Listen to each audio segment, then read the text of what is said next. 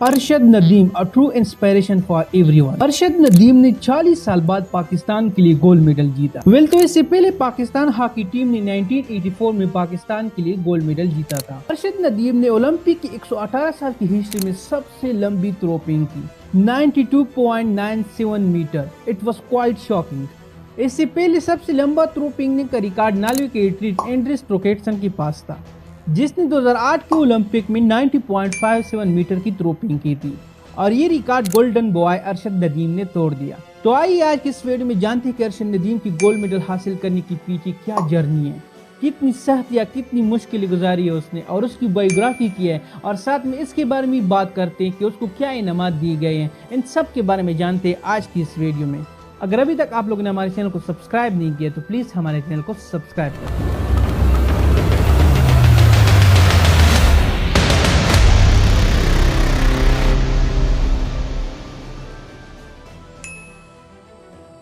तो सबसे पहले बात करते हैं अरशद नदीम की बायोग्राफी और स्ट्रगल पे। अरशद नदीम 2 जनवरी 1997 को पंजाब के एक छोटे से इलाके मियां चंदू में पैदा हो जाते हैं। अरशद नदीम का बाप एक मजदूर था और पैसों के लिहाज से बहुत ज्यादा वीक थे।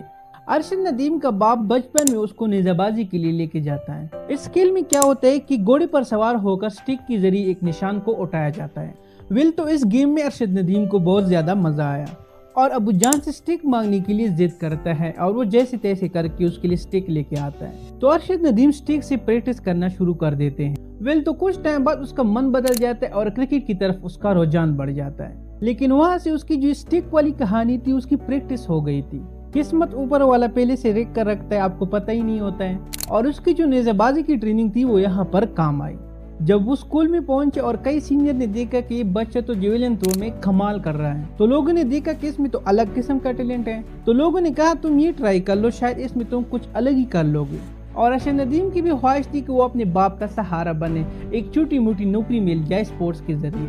हालांकि गवर्नमेंट जॉब के लिए वो प्रैक्टिस तो कर रहे थे, लेकिन उसको बड़े लेवल पर लेके जाना बहुत ही मुश्किल था, क्योंकि कोई मानता ही नहीं था कि ओलंपिक में जाके वहाँ पर गोल्ड मेडल भी मिलता है। 8 बहन भाइयों में अरशद तीसरे नंबर पर आता है और उसका बाप उस वक्त 12,000 रुपए की मजदूरी करता था। और कहीं न कहीं अरशद नदीम का भी सपना था कि बस एक छोटी सी नौकरी मिल जाए और अपने बाप का सहारा बने। इसी की तलाश में स्पोर्ट्स कोटा में वाटर डेवलपमेंट अथॉरिटी पाकिस्तान में ट्रायल दे देते हैं और वहां जाकर वो अपने कोच की नजरों में आ जाता है। और उसका कोच सोचता है कि ये सिर्फ सरकारी नौकरी के लिए नहीं बना है, ये आगे जाकर कुछ बड़ा कर सकता है। ये कोच जो थे ये पाकिस्तान के 5 बार नेशनल चैंपियन थे। सईद हुसैन बुहारी इसका नाम था। तो उनको पता था अगर उसको ये वाली नौकरी मिल गई तो उसकी घर की तरफ से टेंशन खत्म हो जाएगी और वो सिर्फ और सिर्फ अपने एम पर फोकस करेगा। फिर ये जॉब इसलिए दी गई कि उस वक्त ये लड़का 50 मीटर का बाला फेंकता था। थोड़ी बहुत ट्रेनिंग दी गई, ये बाला 60 मीटर तक पहुंच गया और 18 साल की उम्र में अरशद नदीम ने 70 मीटर का बाला फेंका, जिससे कोच साहब की उम्मीदें और भी बढ़ गई।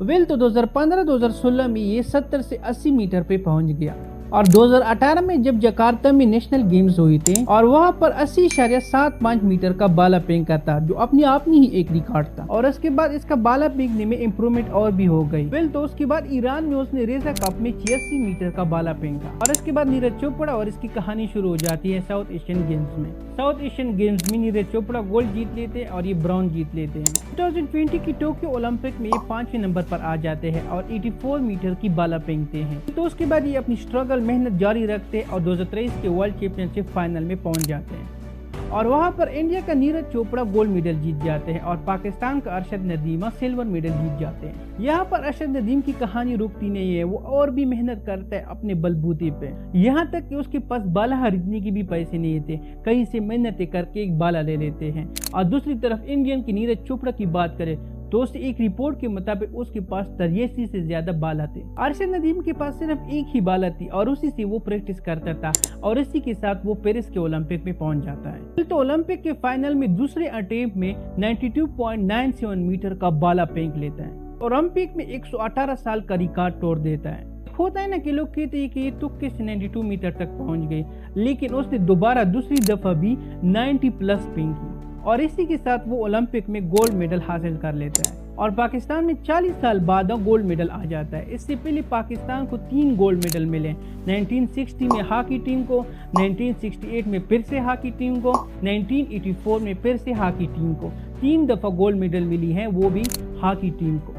और आखिर में इस पर बात करते हैं कि अरशद नदीम को क्या क्या इनामात मिले हैं। अरशद नदीम को सिंध गवर्नमेंट की तरफ से 5 करोड़ रुपए का ऐलान किया गया है। ये ऐलान सिंध गवर्नमेंट के तर्जुमान उमेर मुस्तफा वहाब ने किया है। वजीर आला पंजाब मरियम नवाज ने 10 करोड़ रुपए का ऐलान किया। गवर्नर सिंध कमरान खान तसूरी ने 20 लाख रुपए का ऐलान किया है और साथ में अली जफर ने भी 10 लाख रुपए का ऐलान किया है। और हम उम्मीद करते हैं कि जितनी भी अनाउंसमेंट हुई है ये सिर्फ अनाउंसमेंट ही ना रह जाए, ये सच में अरशद नदीम को मिल जाए।